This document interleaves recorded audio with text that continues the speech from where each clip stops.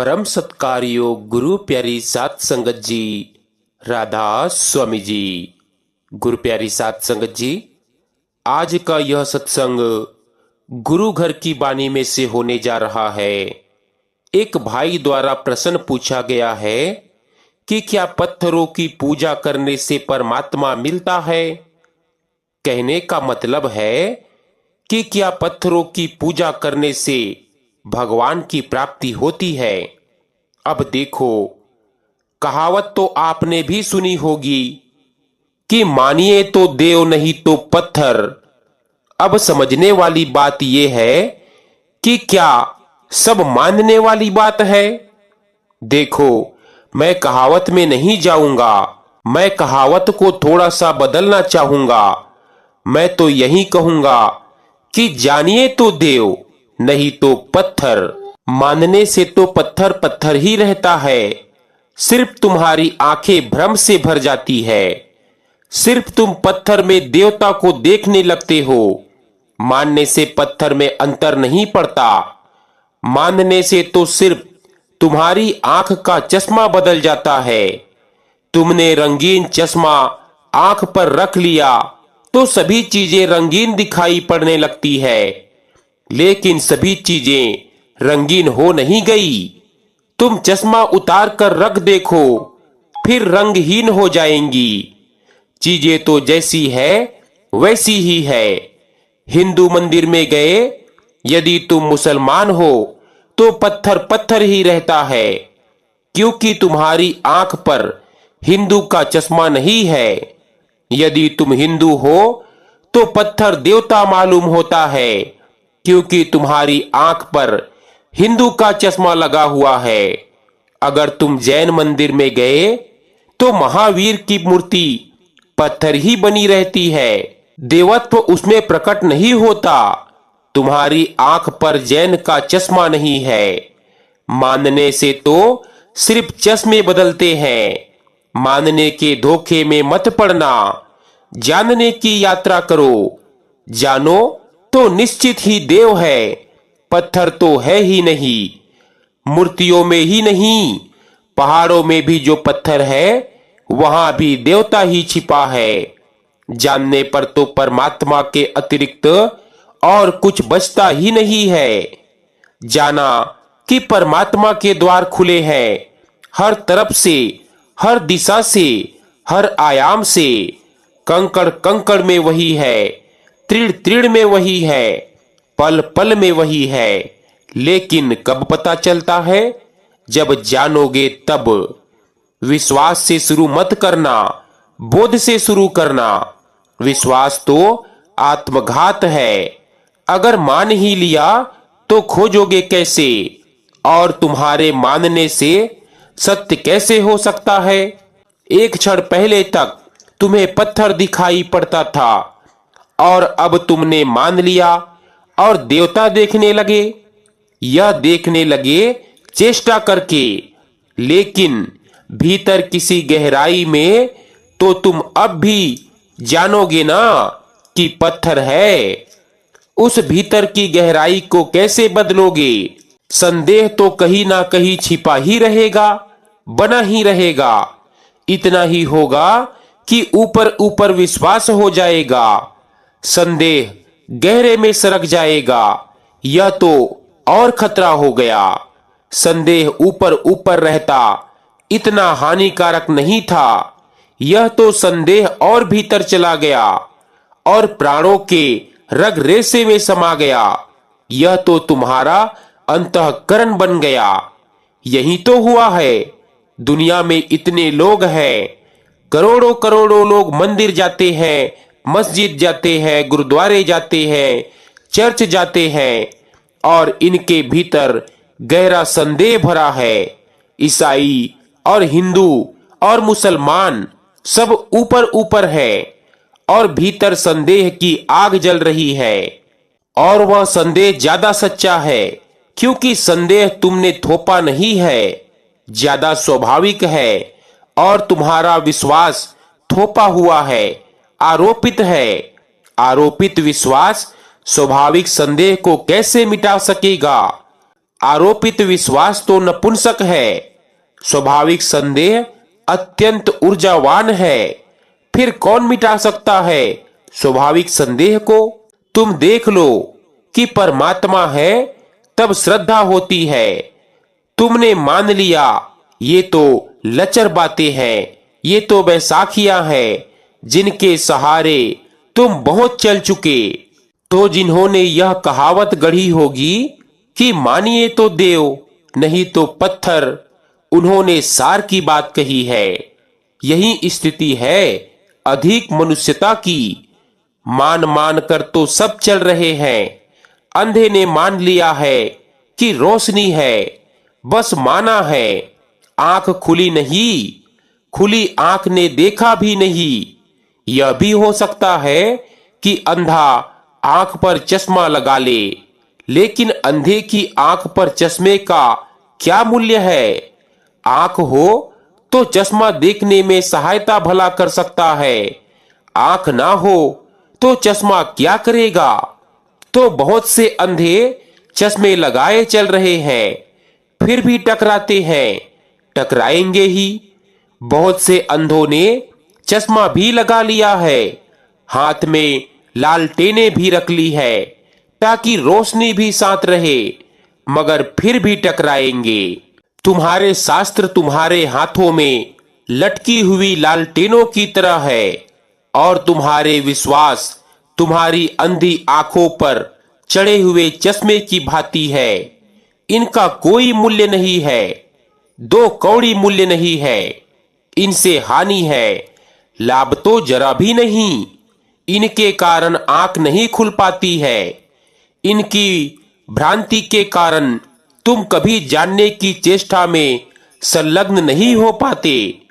मैं तुमसे कहता हूं, परमात्मा को मानना मत, मानने की जरूरत नहीं है। परमात्मा को मानोगे तो फिर जानोगे किसको? परमात्मा को मानने का मतलब तो यह हुआ कि तुमने जानने में हताशा प्रकट कर दी। तुम हार गए हो। तुमने अस्त्र शस्त्र डाल दिए। तुमने कहा खोज समाप्त हो गई, जानने को तो है नहीं, मान लेते हो। अब देखो, सूरज को तो नहीं मानते हो, चांद को तो नहीं मानते हो क्योंकि उसे जानते हो। इस संसार को तो मानते नहीं क्योंकि जानते हो, और परमात्मा को मानते हो। यह माना हुआ परमात्मा अगर तुम्हारे जाने हुए संसार के सामने बार बार हार जाता है तो कोई आश्चर्य नहीं है। परमात्मा भी जाना हुआ होना चाहिए। जिस दिन परमात्मा जाना हुआ होता है उस दिन यह संसार फीका पड़ जाता है, माया हो जाता है, सपना हो जाता है। अनुभव ही संपत्ति बनती है, थोथे विश्वास नहीं। तो मैं इस कहावत को थोड़ा फर्क से देखता हूं। मैं कहता हूं कि जानिए तो देव नहीं तो पत्थर। लेकिन जानने के लिए बड़ी यात्रा आवश्यक है। जानने के लिए अपने भीतर बड़ी साधनाओं से गुजरना होगा। जानने के लिए आंख पर चढ़े हुए जालों को काटना होगा, गलाना होगा। जानने के लिए सबसे पहली तो बात है कि मानी हुई बातें छोड़ देनी पड़ेंगी, जो कि बहुत कष्टपूर्ण है, क्योंकि वही तुम्हारी संपदा है। उसी मानने को तुम सोचते हो तुम्हारा ज्ञान है। उस सारे ज्ञान को छोड़ देना होगा। एक बार तो तुम्हें निपट रूप से अज्ञानी हो जाना पड़ेगा, इसके पहले कि तुम सच में ज्ञान की किरण को पाओ। तुम्हें अज्ञान की रात से गुजरना होगा। एक बार तो तुम्हें बिल्कुल निर्धन हो जाना पड़ेगा, क्योंकि अभी जिसे तुम धन कहते हो वह है नहीं, सिर्फ ख्याल में है। मन के लड्डू है, इन्हें तो छोड़ देना पड़ेगा। एक बार तो तुम्हें अपना भिखमंगापन देखना पड़ेगा, अपना अज्ञान, अपना अंधेरा, अपना अंधापन, अपनी नकारात्मक स्थिति, अपनी नास्तिकता को झेलना पड़ेगा। यह नास्तिकता का कांटा तुम्हारे प्राणों में चुभे, इसकी पीड़ा अनुभव हो, यह जरूरी है। तुमने उपाय कर लिए हैं और तुम झूठे आस्तिक बन गए हो और भीतर छिपा नास्तिक बैठा है। इतने आस्तिक हैं दुनिया में जितने लोग सोचते हैं कि आस्तिक है। तो फिर यह दुनिया धार्मिक होती तो यहाँ जगह जगह परमात्मा की ऊर्जा पड़ती हुई दिखाई पड़ती। यहाँ हर आंख में परमात्मा की झलक होती और हर पैर में परमात्मा का नाच होता और हर कंठ में परमात्मा के गीत होते। यहाँ प्रेम की बाढ़ आई होती अगर इतने लोग आस्तिक होते। ये 100 आस्तिकों में कभी एकाध भी तो आस्तिक नहीं होता, फिर ये 99 कौन है? ये नास्तिक है और इन्होंने अपने को झूठा भुलावा दे लिया है कि हम आस्तिक हैं। ये नास्तिकों से बदतर हालत में है। नास्तिक कम से कम सच्चा तो है, इतना तो कहता है कि मुझे पता नहीं है और मैं नहीं मानता। जब तक पता नहीं तो मानूं कैसे? नास्तिक कम से कम ईमानदार तो है, प्रमाणिक तो है। जो नहीं जानता है वह कहता है नहीं मानता हूं। आस्तिक तो बेईमान है, जो नहीं जाना है उसको मानता है, जो जानता है उसको झुटलाता है और जो नहीं जानता है उसे मानता है। आस्तिक तो बड़ी ही कसमकस में है, बड़ी परेशानी में है और सारे धर्म तुम्हें सिखाते हैं सत्य की बात, और सारे धर्मों को तुमने बुनियादी असत्यों में बदल लिया है। यह सबसे बड़ा असत्य है। जो नहीं जाना हो उसे मान लेने से बड़ा असत्य और क्या हो सकता है? तुम परमात्मा के साथ भी असत्य का संबंध जोड़े हुए हो। परमात्मा के सामने भी तुम झूठे हो और सब तरफ झूठ चलाओ और तरफ सारे संसार में तुम बेईमानियां करो। कम से कम एक जगह तो छोड़ दो, कम से कम एक जगह तो अपनी प्रवंचना मत चलाओ। एक जगह तो खड़े हो जाओ जैसे हो निर्वस्त्र। एक जगह तो कह दो कि जो है वही है, वैसा ही है। मैं इसको झुठलाऊंगा ना, कुछ का कुछ ना कहूंगा।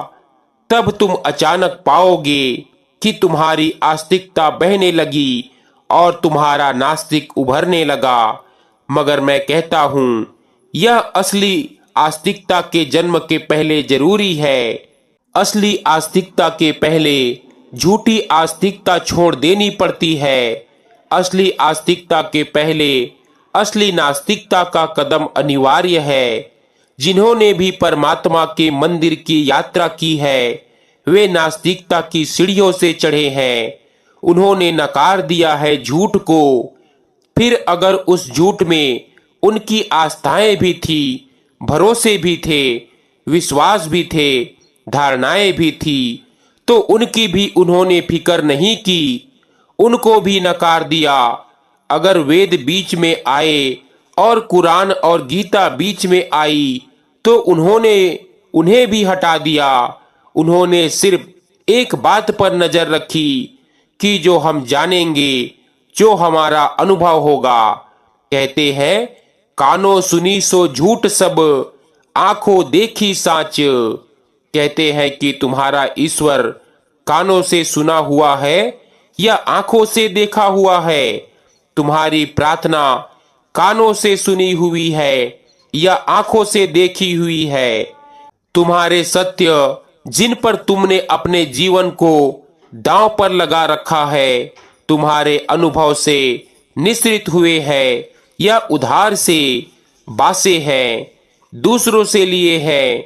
अगर दूसरों से लिए हुए हैं तो जितनी जल्दी तुम उनसे छूट जाओ उतना अच्छा है, क्योंकि उन्हीं के कारण तुम्हारे पैर में जंजीरें पड़ी है और तुम सत्य तक न जा सकोगे। यही फर्क है श्रद्धा और विश्वास में। विश्वास होता है उधार, कानों सुना सत्य होता है अपना निजी। मैं तुम्हें किसी पर विश्वास करने को नहीं कहता हूँ, मैं तो इतना ही कहता हूं कि परमात्मा है तो घबराते क्यों हो? खोजो, मिल जाएगा। इतने डरते क्यों हो आंख खोलने से? अगर है तो मिल ही जाएगा, और अगर नहीं है तो भी अच्छा होगा कि जाहिर हो जाए हमें कि नहीं है, तो हम इस झंझट से बचे। सत्य हर हाल में कल्याणकारी होता है, इस तरफ हो या उस तरफ, लेकिन सत्य निर्णायक है। तो मैं तुमसे कहूंगा, जानने की यात्रा पर निकलो। माने तो बहुत, कहाँ पहुंचे कहीं के ना रहे मानकर। जानने की यात्रा पर निकलो तो पहली बात तो छोड़ने पड़ेंगे सारे विश्वास। यह बात तुम्हें उल्टी लगती है, अटपटी लगती है कि श्रद्धा पाने के लिए विश्वास छोड़ने पड़ेंगे, लेकिन यह तर्क बिल्कुल साफ सुथरा है। यह गणित बिल्कुल सीधा है। इसे समझने के लिए कोई बुद्धिमत्ता नहीं चाहिए। अंधेरे में बैठे हो और सोचते हो रोशनी है, फिर दिया कैसे जलाओगे? अंधेरे को अंधेरे की तरह स्वीकार करो तो अंधेरे की स्वीकृति ही तुम्हारे भीतर दिया जलाने की तड़पन बन जाएगी। बैठे हो वासना में और ब्रह्मचर्य पर भरोसा करते हो। छोड़ो यह बकवास। यह बकवास सिर्फ वासना को छिपा लेने का उपाय है। आज तो तुम भी जानते हो कि वासना में भरे हो, लेकिन सोचते हो ब्रह्मचर्य कल होगा, परसों होगा, जल्दी ही ब्रह्मचर्य को उपलब्ध हो जाएंगे, इस सब वासना से छूट जाएंगे। भरोसा ब्रह्मचर्य में रखते हो, जीते वासना को हो। इससे तुम्हारे जीवन में द्वंद्व खड़ा होता है। इससे तुम दो टुकड़ों में टूट जाते हो। इससे तुम कभी अखंड नहीं हो पाते, और अखंड ना हुए तो कैसी शांति? तुम्हारे भीतर कलह जारी रहेगी। निर्द्वंद ना हुए तो कैसा सुख? तुम्हारे भीतर महाभारत छिड़ा रहेगा। मानते ब्रह्मचर्य को हो, जानते वासना को हो, यह तुम्हारी अड़चन है। इसी ने तुम्हें विपक्षित किया है। जानते धन को हो, मानते ध्यान को हो, और स्वभावतः तुम्हारा जीवन तुम्हारे जानने से चलेगा, तुम्हारे मानने से नहीं चलेगा। इसीलिए तुम अपनी मान्यताओं की लचर हालत देखते हो, फिर भी काम नहीं आती। बकवास करनी हो तो कर सकते हो, प्रवचन देना हो तो दे सकते हो, शास्त्र लिखना हो तो लिख सकते हो, किसी दूसरे अंधे को रास्ता बताना हो तो बता सकते हो, मगर तुम्हारे काम नहीं आती तुम्हारी जानकारियां। तुम्हारी जिंदगी तो आंदोलित होती है तुम्हारे ही अनुभव से। वे जो दूसरों से उधार जानकारियां ले ली है, विश्वास के लिए है, उनसे क्या हुआ? इस सत्य को देखो, तुम जिस ढंग से जी रहे हो वही गवाह है कि तुम्हारी असली श्रद्धा कहाँ है। सोचो, यहाँ धन की ढेरी लगी है और यहाँ ध्यान की ढेरी लगी है, और मैं तुमसे कहूं कि चुन लो। दोनों में से एक ही चुन सकते हो, और तुम कहते हो मानता तो मैं ध्यान में हूं मगर चुनूंगा धन को, तो क्या अर्थ होगा? अगर मानते ध्यान में हो तो फिर धन को क्यों चुन रहे हो? तुम कहते हो मानता तो ध्यान को हूं, लेकिन मैं कमजोर आदमी हूं, अभी बाल बच्चे हैं, परिवार है, और ध्यान की भी अभी क्या जल्दी है? कर लेंगे, फिर कर लेंगे, बाद में कर लेंगे। धन तो अभी मिलता है, इसे तो उठा ले। फिर धन में मैं दान भी करूंगा, मंदिर भी बनवा दूंगा, पुरोहित रख दूंगा, मंदिर में पूजा करेगा, धार्मिक कृत्य करूंगा इस धन से। हालांकि मानता ध्यान को हूं। तुम जो करते हो उससे ही पता चलता है तुम्हारी असली श्रद्धा कहाँ है। तुम जो कहते हो उससे कुछ पता नहीं चलता। तुम्हारा कृत्य ही तुम्हारी श्रद्धा का सूचक है, गवाह है। तो अपने कृत्यों को जांचो, तुम्हारे कृत्य ही बता देंगे तुम्हारा असली धर्म क्या है। कोई कहता है मेरा धर्म हिंदू है, कोई कहता है मेरा धर्म मुसलमान है, कोई कहता है मेरा धर्म जैन है, कोई कहता है मेरा धर्म बौद्ध है। इन आदमियों ने कृत्य तो देखा, इनके कृत्य सब समान है। हिंदू भी धन के पीछे दौड़ रहा है, मुसलमान भी धन के पीछे दौड़ रहा है, जैन भी दौड़ रहा है, बौद्ध भी दौड़ रहा है, और ये कहते हैं हम में बड़ा मतभेद है, हमारे विश्वास बड़े अलग अलग है, और चारों बाजार में दौड़े जा रहे हैं। इनके कृत्य को देखो और तुम पाओगे इन सब का धन एक ही है, धर्म है। मंदिर मस्जिद से क्या फर्क पड़ता है, कुरान बाइबिल से क्या फर्क पड़ता है। असलियत तो इनकी जिंदगी है। इनकी जिंदगी की कहानी को परखो। इन सब का एक ही धर्म है। धन इनका धर्म है, पद इनका धर्म है, और बाकी सब बकवास है। बाकी तो ऐसे ही है जैसे एक ने एक रंग के कपड़े पहन रखे हैं, दूसरे ने दूसरे रंग के कपड़े पहन रखे हैं। यह तो कपड़ों का भेद हुआ। तुम्हारे भीतर, तुम्हारी अंतर आत्मा में कोई भेद है? दुनिया में दो ही तरह के लोग होते हैं, आस्तिक और नास्तिक। मगर आस्तिक मैं उनको कहता हूं जिनकी जीवनचर्या प्रमाण देती है कि वे आस्तिक है, जिनकी जीवनचर्या ही जिनकी श्रद्धा की सूचक है। इसीलिए मेरा जोर जानने पर है, मानने पर नहीं। तुम भगवान पर इतना कम भरोसा करते हो, इसीलिए मान लेते हो, क्योंकि तुम जानते हो अगर जानने गए शायद मिले ना मिले। मान ही लो, मान ही लेने में सार है। तुम्हें बहुत भरोसा भी नहीं है। मैं तुमसे कहता हूं जानो, क्योंकि डर की कोई बात नहीं है। परमात्मा है, तुम्हारे जानने से मिट नहीं जाएगा, और तुम्हारे मानने से अगर ना होगा तो हो नहीं जाएगा।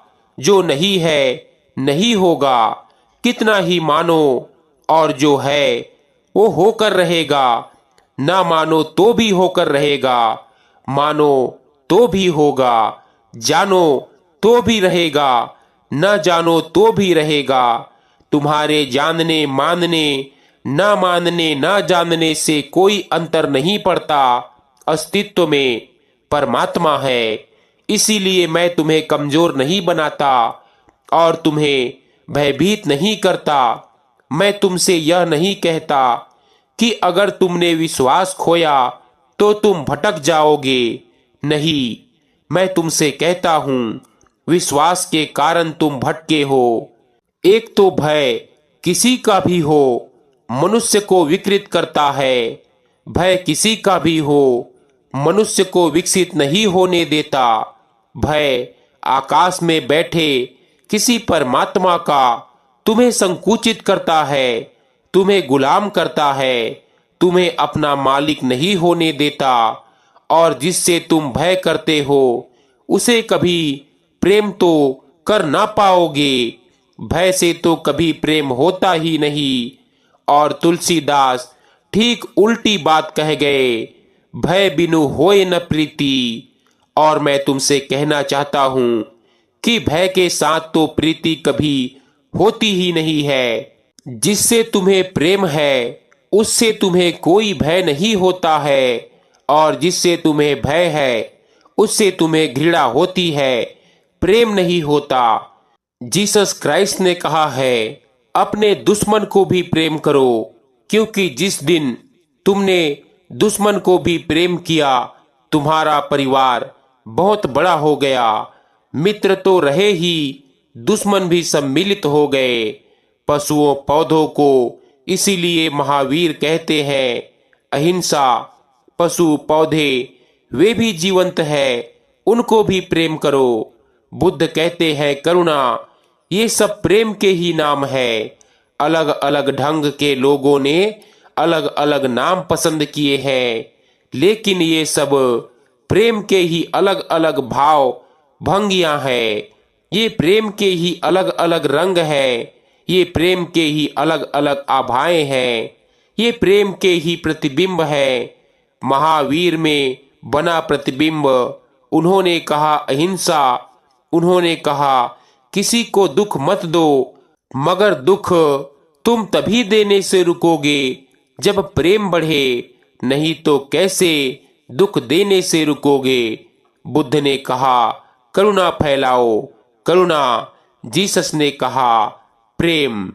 अब सब कुछ कहकर अंत में कहते हैं, जैसे जैसे तुम्हारा प्रेम बढ़ता जाए, वैसे वैसे तुम्हारा और परमात्मा के बीच का फासला कम होता चला जाता है। इसीलिए यह तो पूछना ही मत भूल कर भी मुझसे कभी आकर कि हमारा छोटा मोटा प्रेम है, उनको हम कैसे मिटा दे। उसको मिटा दिया तो तुम्हारे जीवन की आशा का दीप ही बुझ गया। फिर तुम भटक गए रेगिस्तान में। वह जो छोटी सी सरिता थी तुम्हारे जीवन में झरने की, वह भी सूख गई। अब तो कोई आशा न रही।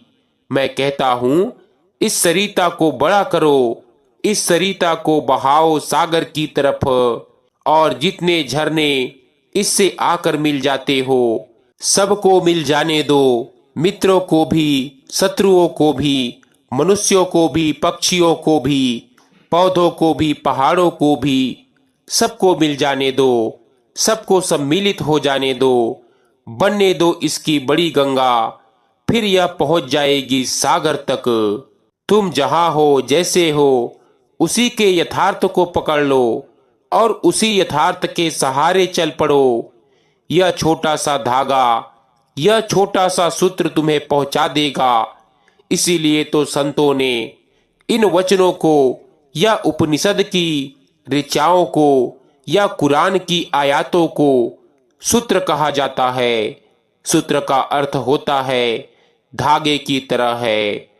बड़े महीन धागे हैं, लेकिन अगर पकड़ लिया तो पहुंच जाओगे मालिक की दरगाह में। यह जो तुम्हारे जीवन में थोड़ी सी प्रेम की किरण है, इसे बुझा मत देना। इससे बड़ी आत्महत्या और कोई नहीं है। इसे बुझा मत देना। इसकी निंदा मत करना। यह मत कहना शारीरिक है। यह मत कहना कामुक है। यह मत कहना कि यह तो संसार की है। संसार में तुम हो तो कुछ संसार में होगा जो परमात्मा से जोड़े, नहीं तो फिर कोई उपाय है ही नहीं। कोई सूत्र होगा जो दोनों किनारों को जोड़ता होगा। कोई सेतु होगा। संसार में जरूर कोई एक बात होगी जो संसार की नहीं होगी। इसे मैं दोहराऊं, परमात्मा को पाने की एक ही आशा है कि संसार में कुछ हो जो गैर संसारी हो, नहीं तो फिर कैसे पाओगे। कुछ हो जो यहाँ आता हो और यहाँ का ना हो, यहाँ तक आता हो जरूर, और वहाँ का हो, पार का हो। तुम्हारे जीवन में प्रेम के अतिरिक्त ऐसी कोई और चीज नहीं है। यही भक्तों का निवेदन है। प्रेम ही एकमात्र सूत्र है जिसके सहारे तुम धीरे धीरे, कदम कदम, रत्ती रत्ती बढ़ते बढ़ते एक दिन परमात्मा में पहुंच जाओगे। इसीलिए मैं अंत में एक बार फिर कहता हूं, जानिए, मानिए मत, और जानना हो तो प्रेम के इस छोटे से धागे को पकड़िए। सो गुरु प्यारी साध संगत जी, आज का हमारा यह सत्संग यहीं पर समाप्त होता है।